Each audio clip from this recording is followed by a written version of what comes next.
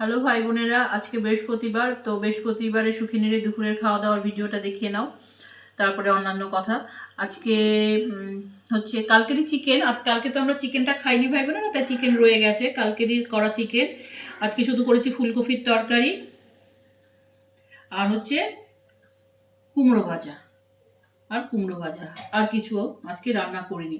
Actually কি ভাই বোনেরা, প্রতিদিন রান্না করতে ভালোও লাগে না, লাইফটা কেমন জানি একঘেয়ে লাগছে। ওর বাবাকে তাই বলি যে লাইফটা খুব একঘেয়ে লাগছে ভাই বোনেরা, মানে এই রান্না বান্না, সকালে ওঠা, বিড়ালদের পেচ্ছাপ পায়খানা সব পরিষ্কার করো, মানে কিরকম যেন একটা রুটিনের মধ্যে চলে যাওয়া জানি। আর এই বিড়ালটা, এই যে দেখা, এই শয়তানটা কি করে জানেন, 3টের সময় ওকে খেতে দিতে হবে, ওকে জানলা খুলে দিতে হবে, ও বাইরে বেরোবে, নতুবা ম্যাও ম্যাও করে ওর বাবাকে ডাকবে, আমাকে ডাকবে, সবাইকে ডাকবে।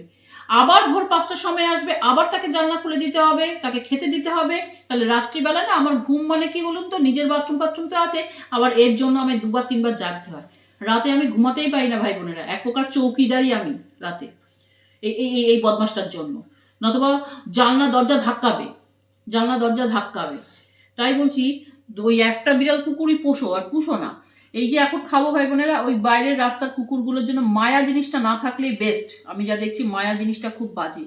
ওই বাইরে দুটো কুকুর যে তোমরা দেখেছো না, সাদা আর লাল, ওদের দুজনের ভাত এখন মেখে রাখবো। ওরা সকালবেলা করে আসবে, ওখানে বডি ফেলে দেবে, সকালবেলা ওদের 2বার করে সেই ভাত দেবো। তবে মানে দুবার, একবার আসবে খাবে চলে যাবে, আবার আসবে খাবে চলে যাবে, এরকম 2বার করে ওদেরকে দিতে হবে দুজনকে। ওরা দুজন স্বামী স্ত্রী বলতে পারো, যা পারো। তো কি বলতো, অ্যাকচুয়ালি মায়া জিনিসটাই ভালো না। যারা মায়া করে না পশুদের প্রতি, তারাই ভালো থাকে। এই যে মায়া করি আসছে, সিসিটিভিতে দেখতে পাচ্ছি বসে আছে, খারাপ লাগে যে আজকে 2বার করে ভাত খাওয়া হয়েছে। 2বার না, আজকে দুজনে একবার করে ভাত শেষ হয়ে গেছে।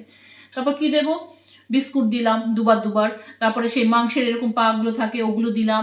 এবার রাতে এরা বাথরুম করে, আমার রাতে ঘুমই হয় না, 3-4বার শুধু আমি জাগি এদের জন্য। ছোটগুলো তো খুব জ্বালাচ্ছে, যেখানে সেখানে বাথরুম পায়খানা করছে। তাই বলছি, মায়া জিনিসটাই ভালো না, মায়া না থাকাটাই বেস্ট। তারা ভালো থাকে, তাদের প্রেশার থাকে না, তাদের কিচ্ছু থাকে না। আর একঘেয়ে হয়ে গেছে। আর ভূতের বাড়ি তো সামনে আছে, এবার ভূতের বাড়ি গল্প একদিন করব। তো আজকের মতন এইটুকু। সেই বাড়িটাও দেখাবো, আমার অপোজিটেই ভূতের বাড়ি, রহস্যময় বাড়ি।